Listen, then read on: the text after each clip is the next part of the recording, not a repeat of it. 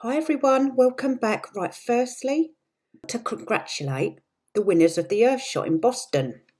So I'm just going to read a couple of them out on what they do. So, clean out air. Right, if I pronounce this name correct, then good. If I haven't, I do apologise. Mukru Clean Stoves. Kenya, a startup providing cleaner burning stoves to women in Kenya to reduce unhealthy indoor pollution and provide a safer way to cook. Another company, Protect and Restore Nature, India, a pioneering solution for local smallholder farmers to reduce costs, increase yields and protect livelihoods in a country in the front lines of climate change.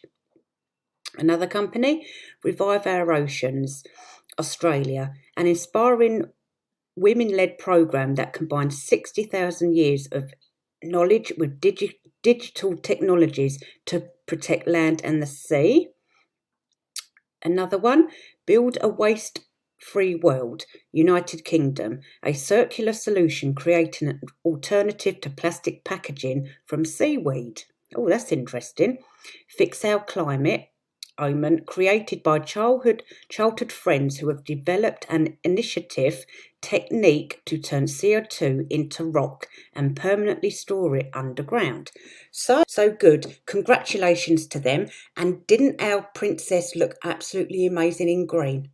Now, green for many cultures represents lots of things, but it normally represents, anyway, the colour, peace and tranquility. So, according to the Express, Mr. Twatty and Cruella are going to be mentioning the racism row at their next event, which I can't find the article now, but I will look it up and post it in the description. This was clearly planned to overshadow absolutely everything and really put a downer on what Catherine and William and their all the Earthshot people are trying to achieve.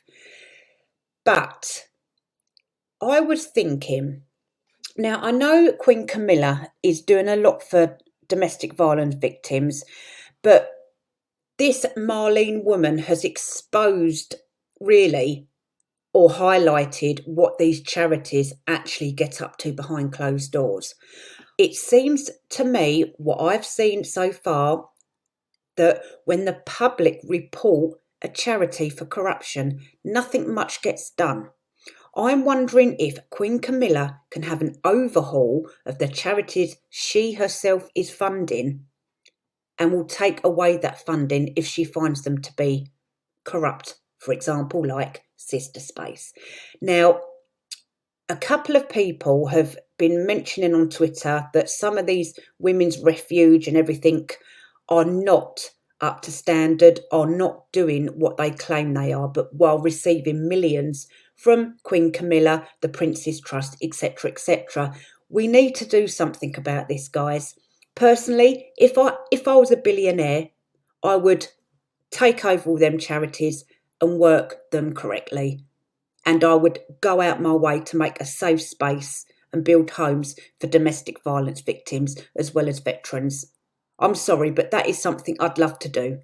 So if someone can win the lottery for me, that would be marvellous, because I tried it once and I'm rubbish. That was a real flop, that was. But anyway, I personally think, guys, that we need to campaign to get these charities looked into, because we have Elizabeth, a victim of Sistah Space, who, as we know, who is a racist organisation that will not help any victim unless they are 100% black.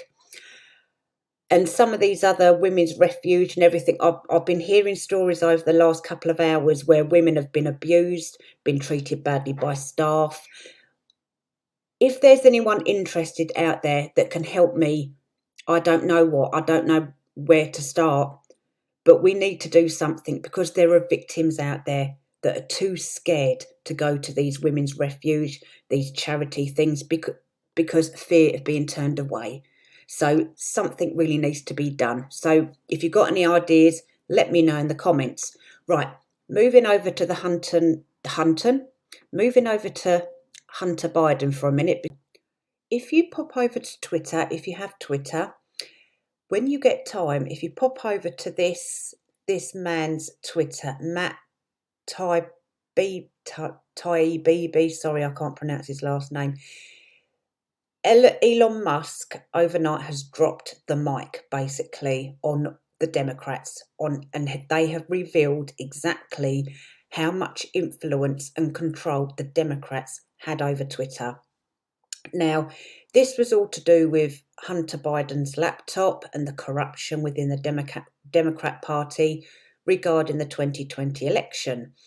This is why people were fired from Twitter, basically. Now, there is somewhere, which one? Right, I think it was this one. I'm just going to point something out. They're going to be following the money, right? Now, I know everyone's still sort of like a bit annoyed that nothing's been done about Bouzy. They will get to him basically because they're following the money. However, they've got bigger fish to fry right now. To them, Christopher Bouzy is a small fish in a massive sea. So they will get to him following the money, but they have to reveal what's really been going on first. They have to get to the root of the cause and deal with all the tentacles afterwards. Sadly, that's how it works in these large operations and companies. So Bouzy will be dealt with. Right, so this is what the New York Post originally posted about what was revealed about what Biden was up to and his campaign and his son's laptop, blah, blah, blah. Kayleigh, President Trump's former press secretary, was banned from Twitter just for retweeting this. Now, this was all in the public interest. So the people behind at that time who were controlling the narrative about what was allowed on the platform, etc., and that is why Kayleigh was suspended from Twitter because she just retweeted the truth, basically. So I'm trying to look for you. Remember that woman, Vijaya Gade or Gade Vijaya, how she was fired recently, and I'm going to show you why. Right, so this was about Kayleigh's tweet, and this. Watch out for the key words here: complies and restricted.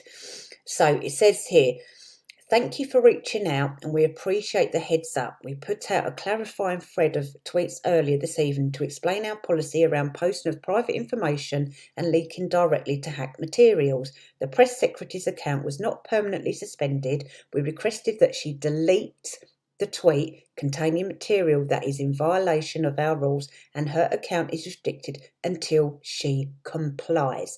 Now, this is the woman that replied to the Congressman Kana about the whole retweeting and everything, and they wanted to know why Twitter unfairly banned her. She was fired for this, basically, because the Democrats were putting a lot of pressure on Twitter to suppress this story about Hunter Biden. Now, and that's why a lot of people were banned from Twitter, because all they were doing was retweeting the truth, and the Democrats didn't want that material being exposed to the world, basically. So if you go over to Matt's Twitter handle, have a read. It's a lengthy thing with loads of evidence in there. You'll see the story from start to finish. Very interesting. It's just telling you the truth about what the Democrats have really been up to and why Elon Musk had to take over Twitter. So there we go. So don't worry about Christopher Bouzy. He is going to be dealt with. But sadly, like I said, this sort of thing takes a long time. So, but for now, guys, thanks for watching and I'll see you soon.